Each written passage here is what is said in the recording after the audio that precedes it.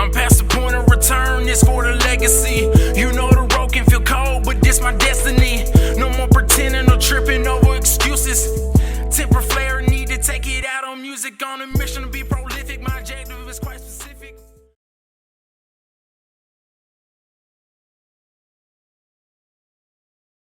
What is up, everybody? Welcome back to another episode of Resilient Man Project. I'm Jonathan York. I am your guide on this journey to resilience.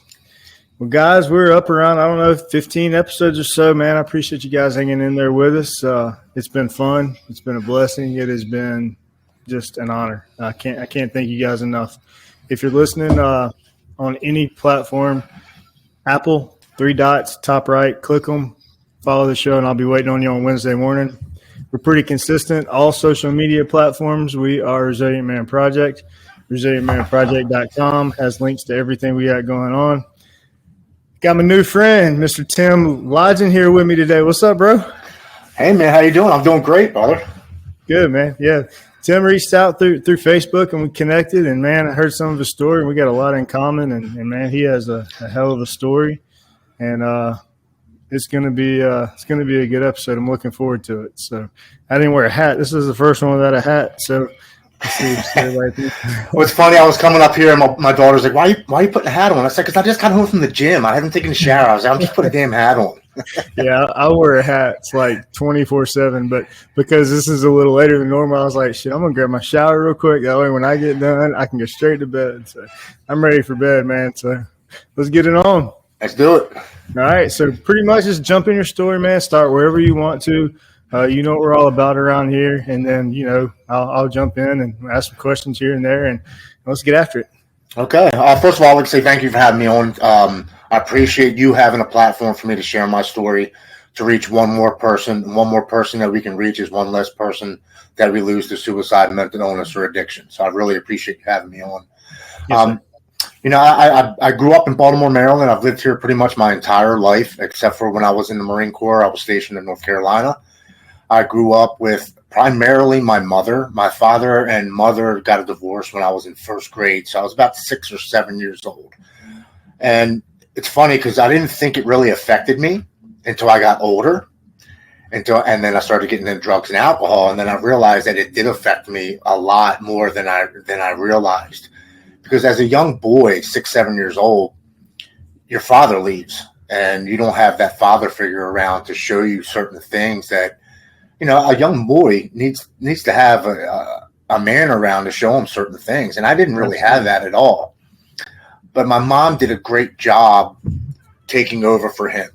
She kept me active. She kept me in sports, which really got me to have some self-esteem and self-worth. Because it's funny because when I played sports, which my addictive behavior started as a really young age. When I played sports, I had to be the best. No matter what sports I played. Like I played baseball for 8 years. I wasn't just the pitcher. I was an all-star pitcher. I played in all-star games. I had to be the best. And when we didn't win, I put all the blame on me. Forget the rest of the team. If I just would have thrown 3 or 4 more strikes, they wouldn't have hit that ball and they wouldn't have hit the home run. We wouldn't have lost. So I always put the wins and losses on me. Going into middle school, when I played football, I was an all-star running back and safety. I could have ran 10 more yards and got that touchdown. We would have won. I put everything on me. Not to mention, there's 30 guys on our team, and they had a role in it as well. But I always put everything onto me. And going into middle school, I became a sponsored skateboarder. And I just didn't want to skateboard around with my friends. I became sponsored here in Maryland, and I started skating. I grew up with a gentleman named Brandon Novak. I don't know if you know who he is. One of the members of the Jackass crew. He was the guy that was always messed up on drugs and alcohol, like the most out of all of them. And I grew up with him, and we skateboarded together. And he was friend with Bucky Lasik and a guy named Matt Martin down here. So I got to skate with these guys that are in skateboard videos and all sponsored by these big guys. So I got to skate with a lot of good people. Again, I just didn't want to be a normal skateboarder. I wanted to take it to the next level. Going into high school, I started picking up boxing. I just wasn't a boxer. I had to go to Golden Gloves. And when I fought in the Junior Olympics, got third place in Junior Olympics. So everything that I did was either 100 miles an hour or nothing. To the extreme. Yeah. To the extreme, which correlated to me being a really good alcoholic and a really good drug addict. Still no drugs, no alcohol all the way up until ninth grade. Ninth grade, I went to my first freshman kind of welcome to high school party that a friend of ours threw, and everybody went there to kind of like meet everybody from different middle schools because we're all going to the same high school now. That was the first time I tried alcohol, and I got extremely sick. The next morning when my mom picked me up from his house, she just looked at me and she was like, "You drank alcohol last night, right?" And I was like, "Yeah, I did." She said, "Well, I'm not really going to punish you. Your whole weekend's ruined. Hopefully this will deter you from drinking again, because you're going to be sick for the next 2 days." And I was completely sick for the next 2 days. But her punishment was kind of funny. We had a cookout that evening, and she said, "I have 50 ears of corn that I need shucked. So you're going to go into the basement. You're going to shuck these ears of corn. Here's a bag for the corn, and here's a bag for you to get sick." She goes, "But that was my only punishment." So I had to sick her, and I was literally throwing up in one bag and shucking ears of corn in the next bag for the cookout. I didn't drink alcohol again or even think about it until my senior year of high school. The summer before senior year, I kind of decided, my grades weren't good enough to go to college. A lot of the kids in my school started getting into hard drugs like heroin, and cocaine. And I was like, I'm not going down that road. So I decided to join the military the summer before senior year. So I knew once I graduated senior year, I was going into the military once I graduated that summer after I graduated. Mm-hmm. So I was thinking, let me have some fun this year. Let me go to some parties and kind of like just get it out of my system, because once I graduate, it's going to hit the fan. It's going to get serious. I'm going in the Marine Corps. Yeah. So I started going to the parties and I started drinking. And I realized that once I started drinking, that wall came down. And I was like, well, what else is at this party? Because, I need to get this out of my system. So let me try some stuff. So I started smoking pot. Started taking LSD, started eating mushrooms. If painkillers were around, I started eating a couple of those. And believe it or not, in my county, PCP was around. So I smoked that a couple times, but I still had a kind of a stigma about doing cocaine or heroin. I was really scared of it. So I never really ventured on that, but I was big into smoking pot and taking LSD and shrooms and taking painkillers and drinking. I really liked that feeling. Around what year is this? 1994. I was 18. Okay. Yeah. So I graduated high school, going to the boot camp, and the drugs stopped. 100%. There was no drugs while I was in the military. But once I graduated boot camp and we got stationed in North Carolina, once we got off at 4:00 in the afternoon, a bunch of us would leave the base and go to the bars and go to the strip clubs at 18, 19, 20 years old. And the mottos around the military base at the bars were, if you're old enough to take a bullet for the country, you're old enough to have a cold beer. So they would serve us underage. The only stipulation was after you ordered the beer, you couldn't stand at the bar with it in your hand. You had to go take it to a table and sip on it and put it back down at the table, just in case an authority figure walked in. They didn't catch you actually standing there with alcohol. But They had no problem going up and getting it from the bar and then going back to your table and sitting there. And as young men, we would see our same sergeants at these bars, late 20s, early 30s that are training us.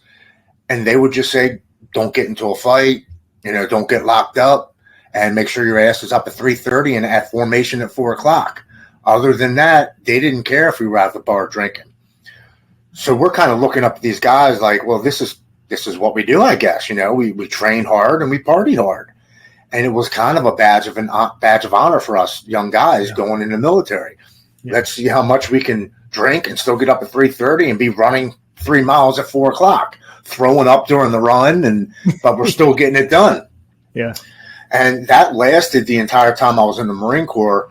Now, about 10 months into my enlistment, we went to Somalia for training. And it wasn't during wartime or anything like that, so I'm not a combat veteran, but we went over there for, actually, it was the year that they started guerrilla warfare training, building to building, clearing building to buildings. Yeah. Because they knew things were coming up to where it was going to be more close quarters, and clearing buildings were something that we would have to start training for. So we went there and trained, and I got to see what the ramifications of war did to a third world country and its people. And I got to see a lot of nasty stuff when I was over there. Thank God I wasn't shot at or I didn't have to shoot anybody, but I still got to be around that situation. And we were not welcome. They didn't want us there. So it was a hostile environment, but nothing as far as we weren't in firefights. We didn't have to kill anybody, nothing like that. When I got back, I had a hard time adjusting to being back in the United States. And I kind of got depressed. I kind of didn't want to be in the service anymore. My drinking escalated a little bit more than it was prior to going in. And I just had really hard time adjusting. And one night I was running to the head, which is the bathroom, and I fell into a hole and I ended up breaking my ankle really bad. And I had to go and had to put a cast on it, and they were telling me it was really bad. I need surgery. And I'm like, you guys aren't touching me. Yeah, I was like, you guys aren't touching me. And they're like, well, are you back home at this point? I'm back home at this point. But the naval doctors were not known for doing such good surgery. They were pretty much called the butchers. Yeah. So I was like, you guys aren't touching me. And I was like, what are my options? Oh, well, you can change MOS, because my MOS was 0311 infantry. So I was a grunt. I was like, well, I didn't join the military to be anything else. I want to be infantry. That's why I joined the military. I wanted to fight. I wanted to be infantry. Well, you can change your MOS to like motor T, or you can become a POG, which is a person other than grunt, which I could work in an office building. I was like, that's not for me. That wasn't being in the military. I was like, anybody can go work in an office building. Yeah. So what are my other options? Or you can get out with an honorable discharge, and we can send you home with. I had 2 years Montgomery Jive bill saved up at that point. And I was like, you know what? I'm taking that. I'll take the honorable discharge. I'll go home. And I'll enroll in a community college. And so I came home, and the first month was great, man. It was like, man, I don't have to get up at 3:30 in the morning. I don't have to go running today. I don't have to shave. I don't have to have my hair cut proper. The second month kind of hit, and, I'm living back at my mom's house. I'm like, man, I don't have a job. I don't have a car. I got to start paying rent for my mom, and I, like, shit hit the fan. The seriousness of being home and not being in the military anymore. The third month came, and I fell into a deep depression. I wasn't leaving my room. I was drinking every day. I started smoking pot again because I didn't have drug tests, and I was calling my buddies up to get me painkillers or any other thing that they could get me. I wasn't showering. I wasn't shaving. And I remember sitting in my room one day, and I'm like, I can't do this. So I go into my father's armoire, and I grab his gun, and I sit it on my lap, and I'm sitting there looking at it. And I'm like, something's wrong. So I call my girlfriend. I'm like, hey, I'm sitting here looking at a gun. I don't know what I'm doing, but something's not right. And she was at my house in like 5 minutes. She came over. She took it from me, put it back in my stepfather's armoire. And that evening when my mom came home, I said, Mom, something's not right. I'm not feeling right. I need to see somebody. I didn't tell her I just had my stepfather's gun in my lap earlier, because she would have freaked out, and she probably would have put me in the hospital and all that. But she did make appointments for doctors. And that next week I went to see doctors, and they did a bunch of tests, and I had to fill out a bunch of questionnaires, and they ended up diagnosing me with bipolar 1 manic depressive disorder. Now, in 95, 96, PTSD was not a thing that it is today. The government knew that there was traumatic trauma from being in the military, but it wasn't, I guess, known as post-traumatic stress disorder. So the doctor's first things were to put me on medicine. And I like to tell people that, if the doctor is putting you on medicine, whether it's for psychiatric reasons or health reasons, high blood pressure, heart disease, whatever it is, be honest with your doctors. I was never honest with them. I wasn't telling them I was drinking every day. I wasn't telling them I was smoking pot and taking painkillers when I got a chance. So the medicines that they were putting me on, they were never working. I would go back for a 30 or 60-day checkup, or maybe a 90-day, whenever they would have me go back. And they would say, how are you feeling? I'm like, well, nothing's changed. I'm actually feel worse. Oh, well, maybe the milligrams are off. We'll up the dosages. Go back for another checkup. Oh, well, maybe those medicines aren't just working for you. We'll put you on these medicines and change the dosages on these medicines. So it was always that they never could figure out why the medicines weren't working, when the truth be told was I was drinking and doing drugs. So the medicines that they were putting me on, it didn't matter what it was, what the milligrams were, what the cocktail was. None of it was ever going to work because then the drugs and the alcohol doesn't allow it to do what it's designed to do. This went on from the age of 21 all the way up until the age of 44 when I went into rehab. Wow.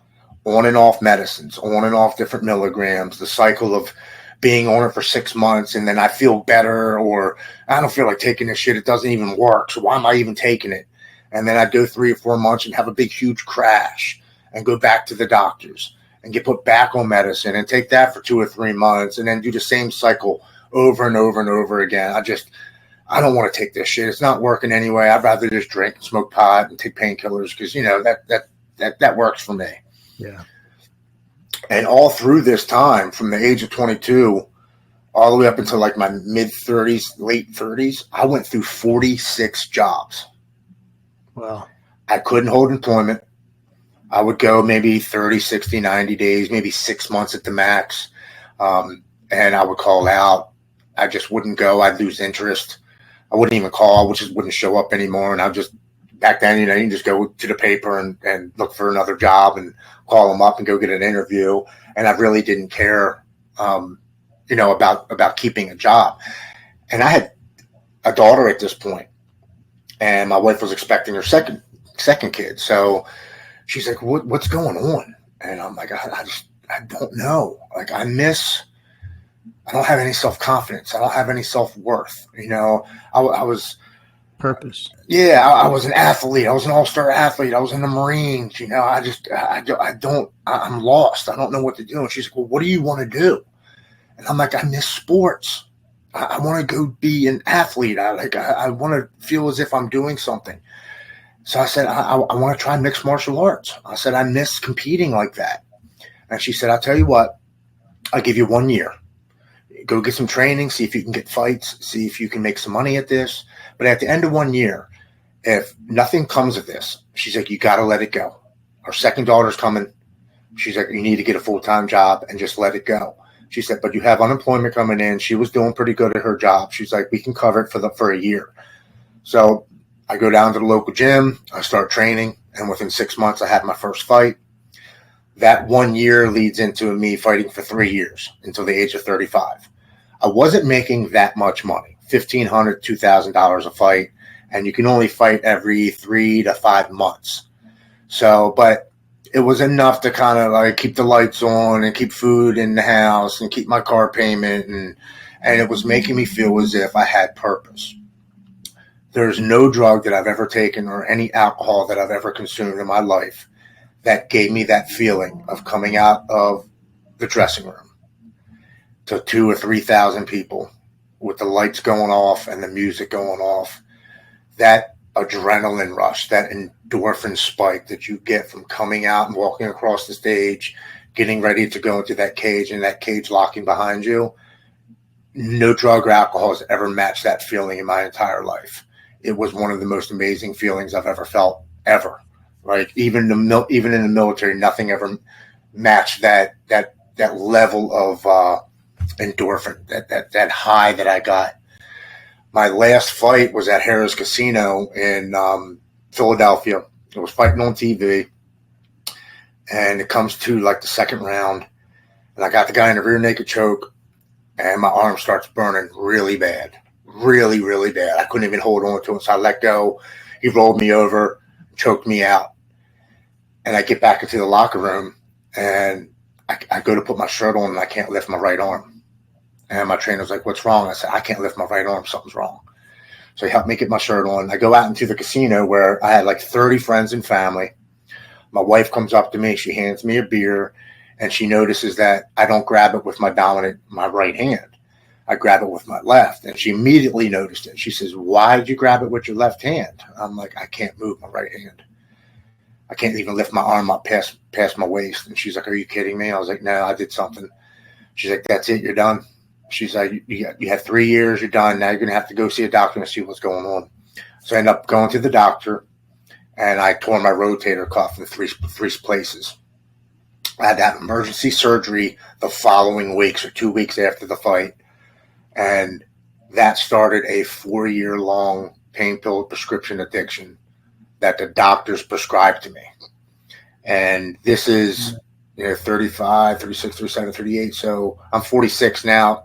7-8 years ago, they didn't have in place what they have now, which I'm glad they've changed the regulations on them. I could just go to my family doctor and say, hey, what you're giving me isn't working. You need to up the dose or change the dosages. And that's exactly what he did. He started me out with the hydrocodones, which were fine for about a month or two. And then I would go back and say, hey, it's not taking the pain away. I need something stronger. Okay, well, let's change it to the Percocet 10s. Then he changed me to the Perc 10s. And to be honest with you, after about a month or two, that made my stomach knot up so bad. It made me nausea. So I went back. Okay, we're going to put you on this drug now that they say is not addictive. It's called oxycodone. And and you can take these and you can stop whenever because, it's not addictive. Okay, so he put me on 20 milligram oxycodones. Oxycontins, not codones. Oxycontin, sorry. Yeah. So I was on 20 milligram 20 milligram oxycontins, and I'm drinking every day. And I'm smoking pot. So I'm taking 20 milligram oxys. I'm drinking a 12-pack a day. Depending on how I felt, if it was a Friday night, I'd get another 6 and drink 18 and smoking weed. It got to the point where I got legitimately scared. I was like, man, because, a good addict, I'm not taking one every 4 hours. I'm taking 2 to 3. I'm running out of my prescription halfway through the month. Spending and then a ton of money, having to call my buddies. Hey, man, can you hook me up for the next 10 days till I get my prescription filled and getting them off the streets? Then you get your prescription, then it's half gone because you owe them out. Yep, that is exactly the cycle. Yep. That's exactly it. And then you try to cut them in half and only take half to try to make, and that shit doesn't work. They're the devil. They are the worst. That and alcohol, those two things are. Yeah, and they're so readily available. But I get to the point where I'm scared. I'm legitimately scared. I'm like, man, I'm taking 8 to 10, 20 milligram oxys a day. I'm drinking 12 to 18 beers. This is how people die. This is what I'm telling myself. I'm like, I've been taking this shit for 3.5 years, going on 4. And even though I'm used to it because this is what I take every day, my body's one night's going to be like, you know what? Screw you. I'm done because it's all depressants. It's slowing down my heart rate. It's slowing down everything. And I'm sitting on my bed one day and I'm like, you know what? Screw that. I'm not dying in my sleep. I'm like, this isn't happening. Screw it. I'm doing it myself. And I reach over and I grab my bottle and I dump it out of my hand. I had 18 oxys. I take all 18 of them and I go out into the living room and I drink a 12-pack of beer within like 45 minutes. I go into my bedroom and I lay down on the bed and I say, please, God, don't let me wake up because I don't want to live this way anymore. I don't know how to stop. I just want the pain to stop. And I pass out. I fortunately woke up that next day, like 18 hours later. It was like evening time, almost nighttime. It probably was nighttime. I don't really recall, but I remember waking up and the first thing I remember was, holy shit, I didn't die. The second thing that come to my mind was go into the bathroom and grab the refill and dump it out. So I get up, I go into the bathroom where my refill was. I open the whole bottle and I dump the entire thing down the toilet. And I look at myself in the mirror and I remember saying, this is going to get bad. But no matter how bad this gets, we're never taking pain medicine ever again. And for the next 10 days, I literally was the sickest I have ever been in my entire life. Hell on earth. Dude, I felt like I was dying at some points in it. The whole, the anxiety, the panic attacks, the chills, the shivers, the fever, the throwing up, the going to the bathroom. I was just going to say that the legs, the sweating in the bed, just your mind racing. You're giving me chills talking about it. But every morning when I woke up, I would go into the bathroom. In between the throwing up and my eyes watering and the snot coming out of my nose, I would look in my mirror and say, don't forget this feeling. We're never doing this again. At the end of those 10 days, I made it through. Well, I'd been at the house for 10 days and hadn't been outside. I'm like, you know what? I need to get in my truck and go for a ride. I need to get out of the house and just go clear my head. And we have a beautiful reservoir down here in Maryland. And I get in my truck and I'm driving through the reservoir and I'm crying and I'm yelling up at the sky. Why am I here? What's my purpose? Why did I live? If you love me and you created me, why are you allowing me to suffer this bad? If there's something out there that's so big and powerful, then why am I suffering so bad? I truly had no faith at that point. Because to me, my mindset was, if you created me and you loved me, then why are you letting me suffer so bad? What did I do to deserve this? Because that was my mindset at that point. And I'm driving through the reservoir, and I get to this tree where in 1996, my best friend at the age of 18 lost control of his vehicle and hit the tree, and he ended up dying. And at this tree, his parents put a little vigil. They have a plaque of him up on the tree, and they have a book there still to this day that you can go and write to him and put like little flowers next to the tree. And it's kind of like a place to go and see him because they had him cremated. So that's the only place you can really go and see him. And this is March 16th, 2017. So 21 years past the time that my best friend lost his life at that tree.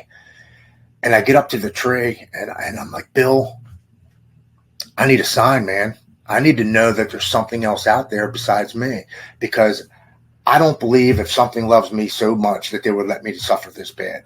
I need to know that there's something else out there. I need a sign. I don't know why I lived. I don't know why I'm here. I don't know my purpose. I'm lost. I just need something from you to tell me that I'm not alone, that there's something watching out over me. And I go to leave the park. And as I'm leaving the park, I'm crying. And I can't really drive. So I get halfway through the park and I pull over to the side of the road to clear my eyes and blow my nose and stuff. But for some reason, I pull over on the left-hand side of the road where traffic is coming this way. I'm supposed to be pulled over on the right-hand side because that's how I'm driving out. But for some reason, I pull over on the left-hand side, facing oncoming traffic. And I sit there for about 10 minutes. I'm blowing my nose, wiping my eyes, crying. And this car pulls up. And we're hood to hood because I'm on the wrong side of the road. So he actually parked where he's supposed to.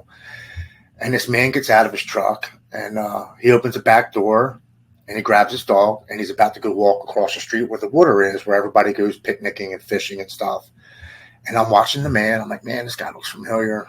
He looks really familiar. I can't place it. Then all of a sudden it dawns on me. It was my best friend who I just spoke to at the tree. It was his father.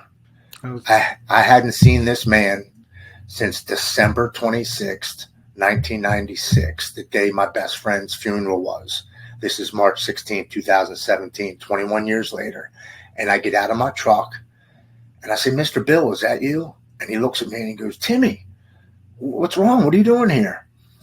And I fall to the curb and I start crying. I'm like, I'm an alcoholic. I'm an addict. I don't know why I'm here. I don't know my purpose. I'm lost. And he walks over to me and he puts his hand on my shoulder and he says, Timmy, I'm not supposed to be here this morning. I'm supposed to be in South Carolina, Myrtle Beach at a family reunion trip. I was supposed to leave at 6 a.m. My wife came to me in a dream last night and told me to come to this park at 10 a.m. to walk the dog. I believe I was sent here to see you. What? And I said, Mr. Bill, I just stopped at Billy's tree and I asked him for a sign that I wasn't alone, that there was something else out there. And he looks at me and he gives me a hug. He says, everything's going to be okay. They're watching out for us. Yes, sir. Okay. So I get in my truck and I leave. And I've got a good 10, 15 minutes. I'm like feeling good. I'm like, wow, there's something else out there. I have a purpose. There's something there. Nothing's going to happen to me. I'm being watched out over. I'm being protected. And just like that, my addictive disease steps in and says, you're right. You are being protected. You are being watched out. Nothing is going to happen to you. So you don't have to stop drinking because nothing will happen to you. That's the devil. So for the next 4 years of my life, from 2017 to March 5th, 2021, till the day I went into rehab, I drank the most alcohol I have ever drank in my entire life. 12 to 18 beers They weren't doing it. I'd switch to the IPAs or the lagers with the 10, 11% per beer, and I was still drinking 12 to 18 of those. But my personality, my addictive personality was telling me I was still missing something. I don't have the pain pills anymore. That gave me that warm blanket fuzzy feeling, after 15, 20 minutes of feeling it. I really liked that feeling. So I had the bright idea of picking up some miniature of Fireball whiskey. And I threw back 2 or 3 of them, and almost instantaneously, I'd had that warm feeling that went through my entire body down to my feet. And I was like, yeah, this is what I was missing. Okay, that's going to replace the pain pills, So I started off with 3 or 4 of them. I'd still get my 12-pack, but I wouldn't. Before I even left the parking lot of the liquor store, all 3 or 4 of them were done. And I throw them in the trash, and then I'd go home and be ready for my 12 beers. Well, finally, that last year before I went into rehab, I completely stopped drinking beer. It got to the point where I would get up, and before I even went to work, I would stop at the liquor store because they were open at 6:30. I'd get a sleeve of Fireball miniatures, which is 10 of them in a pack. I would drink them till about 1:30 in the afternoon. I would finish them off. I'd get off of work at 3:30 and go to the nearest liquor store that was at the job site, and I would get another 10. I'd finish 5 of them off before I even made it into the front door of my house. I would drink the other 5 by 8 o'clock at night, and then I'd be back at the liquor store getting another 10. That last year of my drinking, I was drinking 25 to 30 Fireball miniatures every single day. And one day I was kind of like, well, I wonder how much alcohol is in this. So I took one of the miniatures, the Fireball. There's 2.5 shots in one miniature. So 2.5 times 25 to 30, I was drinking upwards of 60 shots. 60 to 80, depending on the day. And got to the point where I just got this brand new truck. I'm driving home from the liquor store with my pack of 10, and I hit something. And I still, to this day, have no idea what I hit. I don't know if it was a parked car, a concrete barrier. I have no idea. But I was only a block from my house, so I drove home. I pulled into the driveway. I remember coming in the front door and telling my wife, I hit something. I'm not dealing with this shit tonight. I'm going to bed. And I go to bed.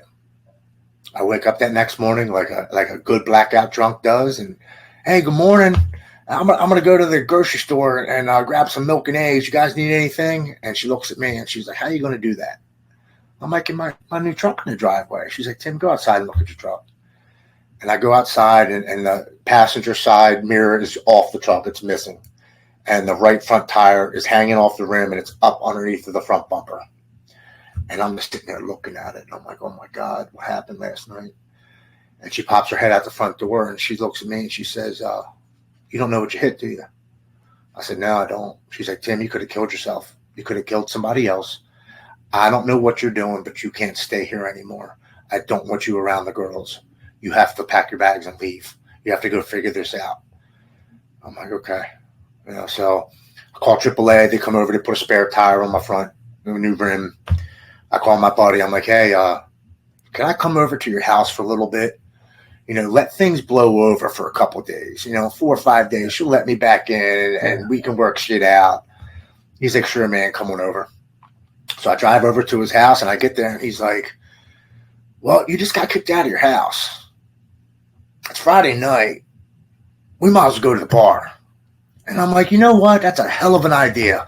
I got a real reason to go drinking tonight because my wife just kicked me out of the house. So let's go.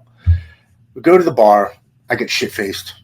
As I'm leaving the bar, less than 12 hours, 15 hours later of wrecking my truck, I rear-end somebody at a red light. And I get out, and I'm looking at the guy. I'm like, are you okay? He's like, yeah, I'm okay. He had a tow hitch on the back of his truck. His truck there wasn't even a scratch on it. But his tow hitch had went up into my bumper. Now my bumper's all jacked up. And I'm like, well, you're okay. Your truck's okay. I'm out of here, buddy. I slapped him on his back. I got in my truck, and I took off. I knew if the cops coming, I was going to jail for DUI. My truck was getting impounded. So I get back to my buddy's house, and I'm like shaking my head. He's like, what's wrong? I was like, dude, I got to be by myself, man. I was like, I got to go. He's like, where are you going? I said, I don't know. I just got to be by myself and think about what the hell's going on in my life. So I grab my stuff, I stop at the liquor store, get myself a 10-pack of Fireball. And I go and I park my truck at one of those park and rides where you park your car for the day and grab a train or a bus. Yeah. And I go and I sit there. I turn my phone off. I don't want to hear nothing from nobody. I want to be alone. I turn my radio on in my truck. And for 48 hours, I sit in my truck and listen to sad-ass music and drink and pass out and drink and pass out and think about all the disappointing things I've done to my family, all the people I've let down in life, all the opportunities that I blew from drugs and alcohol, just really giving myself a really, really bad pity party about how I've been a screw up and my kids deserve a better father and my wife deserves a better husband and my parents deserve a better son, and really just going down on myself. And finally, after 48 hours, I turned my phone on at 7 after 10 in the morning on March 5th, 2021. And 2 minutes after I turn it on, after it being completely off for 48 hours, the phone rings. And I look down and I'm like, I don't know who it is. It says Westchester, Pennsylvania. I'm like, I have no idea who this is. But for some reason, I pick it up. And I pick it up. And it's my childhood friend, Brandon Novak. And I'm going to tell you exactly what he said. He's like, Lodgen, what the fuck are you doing? I'm like, I'm cold, I'm hungry, I'm drunk, and I'm tired. And he says, good, motherfucker. That's what you need. He said, I just got off the phone with your wife and your mom. I have a plane ticket set for you this evening, and I got you into Banyan Treatment Centers down West Palm Beach, Florida. I want you to get on that plane this evening and go get your life back. And I'm kind of like on the phone. I'm kind of just like, yeah, okay, man. Okay, I hear you. I'm literally just agreeing with him so I can hang up the phone because I didn't want to hear I have to go to the rehab. I wasn't trying to hear all that. I hang up the phone. Maybe 5 minutes goes by and my wife calls, hey, where are you? Everybody's been trying to get in touch with you. We worried sick. 2 days. Where have you been? I said, I've been sitting at this parking ride, just drinking. She's like, I just got off the phone with Brandon. Can you please come home and take a shower, pack your bags, try to eat something, and maybe take a nap? Because I had about 4 hours so I had to be at the airport. I'm like, okay, I'm coming home. So I go home, I take a shower, pack my bags. I couldn't eat and I couldn't take a nap because now I'm in full having an anxiety attack. I'm having a panic attack. My mind's racing. I'm like, holy shit, I got to go to Florida for rehab. He never told me, how long am I going for? Is it 30 days, 60 days? Is it 90 days? Is it a 6-month program? Like, what am I getting myself into? And I'm sitting on the edge of my bed and I'm like, man, I can't do this. I'm like talking myself out of it. I can't go. What about my job? What about who's going to pay my car payment? Like, how is all this going to work? I can't go to Florida. I can't do it. And one last time, the more I say this, the more I realize that my addiction knew this was the time that I was going to go get help, and it tried one last time to take my life because it knew this was going to be its last chance. And I'm sitting on the edge of my bed. And I'm like, I can't do this. And my addiction says, well, come with me. And it grabs my hand. And it takes me into the basement of my home. And I throw a rope around my neck. And I stand up on a bucket.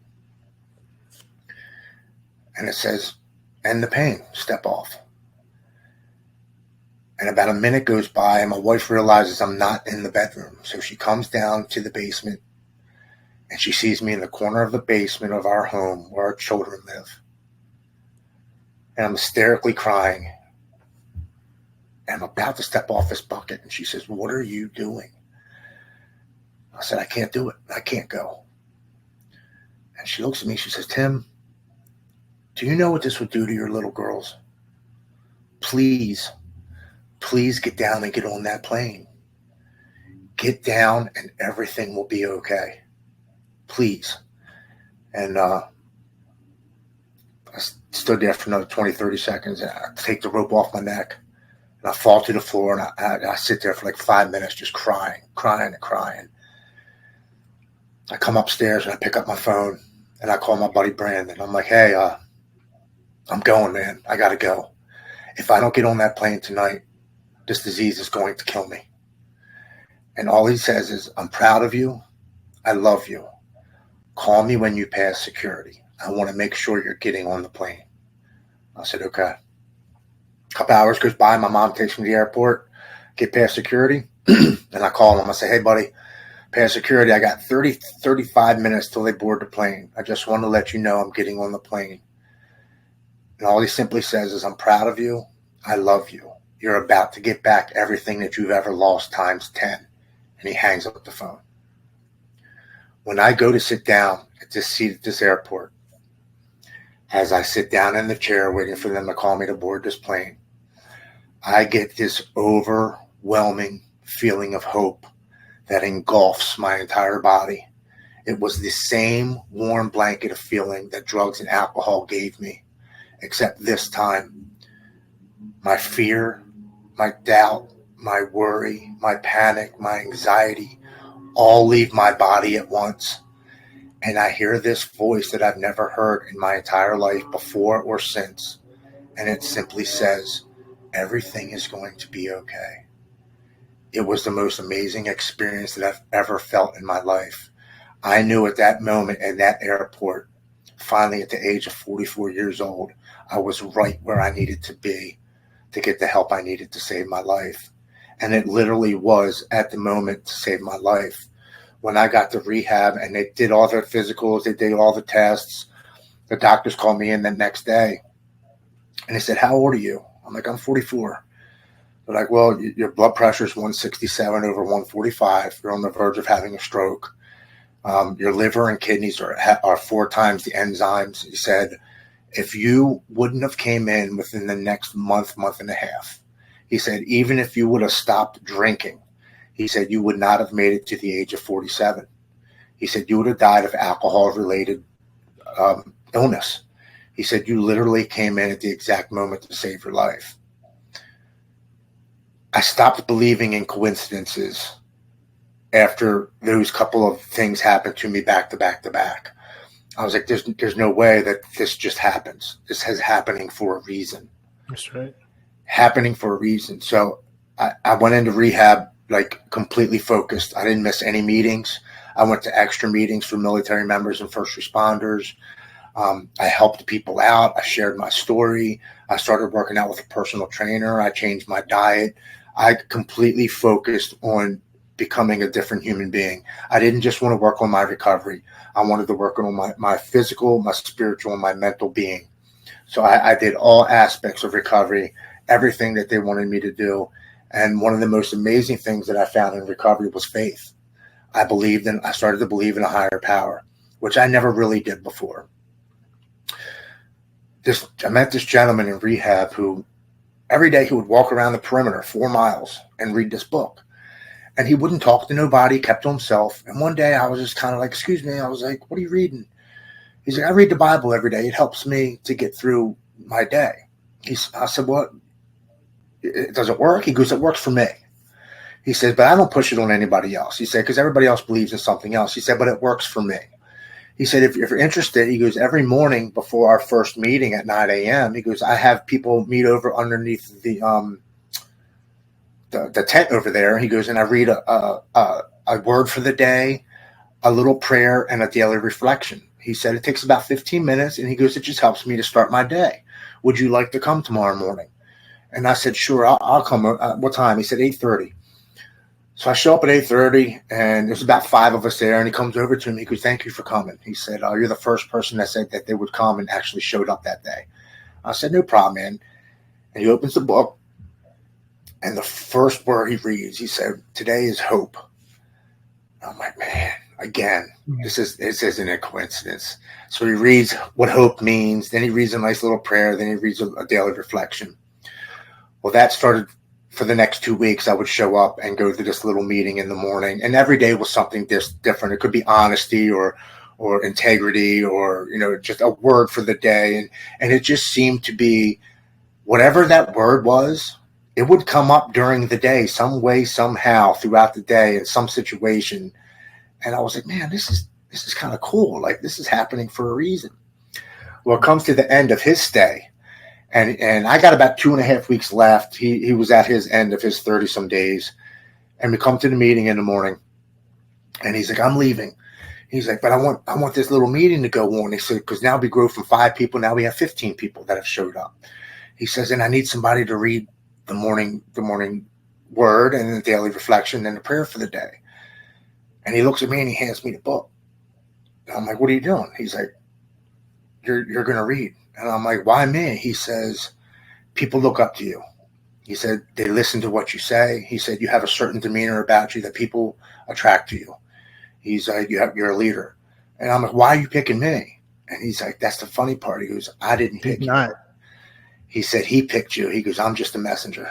Yeah. So when I listen to your story, man, and you know, you say that addiction, you know, was trying to kill you. Addiction was trying to take you that last time. I say the enemy was trying to take you because he knew you had work to do, and he was trying to stop that work. I look back on my life, and that's how I view my whole life now. Yeah. And that warm feeling in the airport, man, I felt that same feeling before. Did you?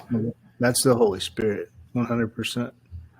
And I'm a very spiritual person, and that's what I hear when I hear your story, man. I hear the enemy doing everything he could to stop you so you wouldn't be sitting here today on this mission.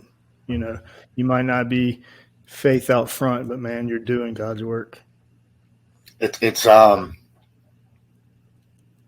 best feeling I've ever had in my life. I don't expect anything back. I'm not looking for any type of accolades. I'm doing it because it's the right thing to do. I was giving something so free, which was a new chance at life, freedom, a hope. And I believe that I have to do that for others now. I would say take that spiritual piece, man, and just open your heart all the way up to it and just watch what happens. I'm coming up on 23 months. My life has changed more in 23 months than it had the last 27 years of addiction and mental illness. Yeah. And that is not a joke. That's no lie. It literally, the opportunities, the people I've met, the projects I've been able to work on, it's amazing. He can only be a coincidence so long. Like the people that come in your path, the things that happen, eventually there's only one explanation, and he'll manifest. The more available you make yourself and the more you open your heart, the more he manifests himself in ways that you can't even imagine. Like I can't even explain it to people, and people that have been through a lot and had a certain type of life, I think are called in a different type of way, you know, and can see things in a different light than a lot of people. Absolutely. And I stopped that. Why did this have to happen to me for so long? Yeah. It didn't happen to me. It happened for me. That's right. And it happened for me to understand how grateful and special this life is that we have.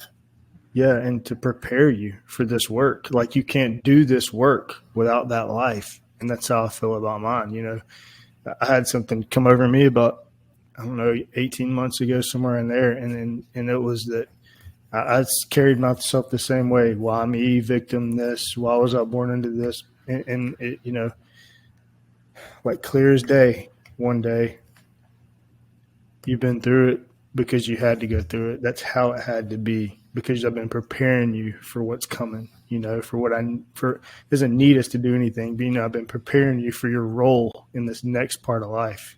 Right. And, you know, sharpening, you know, I say, you know, sharpening the sword, you know, we're his swords now. This world is becoming more spiritual by the day. It's good versus evil, man, 100%. If you're not paying attention, if you think this stuff's political, if you think this stuff's, it's all spiritual, man. Just got to open your eyes. You do. And the more you open your eyes, the more things that you see. And like you said, it's not coincidence. No. You're more aware of the little things that happen around you all the time. And it continuously makes you more grateful and grateful and grateful every day. Yeah. I mean, I just recently, over the past month or so, I thought just having like this prayer and this personal relationship with Christ and kind of doing his work was enough, you know. I kind of hung my hat on that, and I realized that you know, getting in his word is really important. And I would venture to bet if you cracked open a Bible and started reading it, the meaning you would pull from it, you would have, I mean, like probably like me, like I tried reading the Bible a few times in the past in prison and this and that. Like it just never really, but man, open it now and it's like, it's a whole different book. It's crazy. Because you actually understand it now. Your perspective has changed. Yeah, if you understand it, 100%, 100%. Man, that was a hell of a story, man. Hell of a story. Thank you, man. I appreciate it. What groups and stuff are you involved in, and what do you got going on? You wanna kind of plug? Yeah, well, since being sober and having more opportunities, I now work with two nonprofit organizations. One of them is the Lighted Up Project, ran from Rockstar Testimony, and we bring awareness for mental illness and addiction to those who need help. We try to get them into therapy and get them into treatment centers, and it's all free. And then I work with another nonprofit called the Overwatch Collective, which is ran by two former Marines, and that is for first responders and military veterans that are dealing with PTSD and trauma and suicide, prevention. And we get those people into treatment and their spouses. Because a lot of the things that we do, we don't suffer alone. We put our spouses through a lot, and they need to speak to people too, and they have some trauma that they need to deal with. And through these two organizations, I've been able to travel the country over the last couple months. I was in California, Philadelphia, North Carolina, going to New York at the end of the month. And I speak at these events to bring awareness for mental health and suicide prevention. And it's just amazing. Went out to California in October. We raised $65,000 for military members and first responders to get into therapy and get them, therapy dogs. And it's amazing to have this opportunity and a second chance at life and actually do something good for other people. Purpose driven, man. Yeah, that's what it's all about. No, if it's not on mission or having to do with my family, like I don't even have time for it anymore. It's like all that matters. It's crazy, but I feel like you're being called for something special, man. I feel like that. As well as the things have gone and fall in place, I'm willing to bet, man, if you hit that word, get in that word a little bit, and I mean, I don't know if you pray, but hit them knees, man, and just watch what happens. Just watch what happens. I pray every night, and the biggest thing now for me is, back in the day, even though I didn't kind of believe, I would do the foxhole prayers. Please, God, get me out of this. I'll never do it again, this, that, and the other. Mm-hmm. Since being sober, I pray for other people. Yeah. I thank him for another day of sobriety. I thank him for a second chance at life. I thank him for the opportunity to be a better father, husband, son, and friend. And I ask him to watch over me and guide me down the path that he would like me to go. Yeah. And then the last thing I say is, please help me to reach as many people as possible who are suffering with mental illness and addiction so that they know that they're not alone, that they can recover and they can live the life that you've always had waiting for them. Yeah. I don't pray for anything for myself anymore, and it's been awesome. Yeah, ask for wisdom and vision to see those breadcrumbs, and then the courage to do something when you see them, and then don't, sometimes, man, just get down and just praise him and just, man, I just tell you, brother, I mean, I don't know, you have an amazing story. I think that you're being called to do some important work, and it's been a pleasure to get to know you, and you got my number, so make sure you save it. Yes. I'll be in touch, man. I appreciate it. It's amazing when you let go of that steering wheel and let him drive, what happens? Oh, man. Get out of the way, bro. That's all you got to do, man. That's all you got to do. It's some of us are stubborn. It's a hard lesson to learn. I look back on my life and I understand, though, that it's how it had to be. Right. Through the loss of my sister and my mom in prison and all these things, like it's just how it had to be, Yeah. So, but man, I appreciate it. But guys, if you got something out of the show, man, do me a favor, leave me a rating and review, share it, help me grow this thing. Again, all social media platforms, Resilient Man Project. Tim, brother, awesome story. Enjoyed it, man, and we'll be in touch soon. All right, guys. I'm past the point of return. This for the legacy. The road can feel cold, but this my destiny. No more pretending or tripping over excuses. Temper flare, need to take it out on music on a mission to be pro.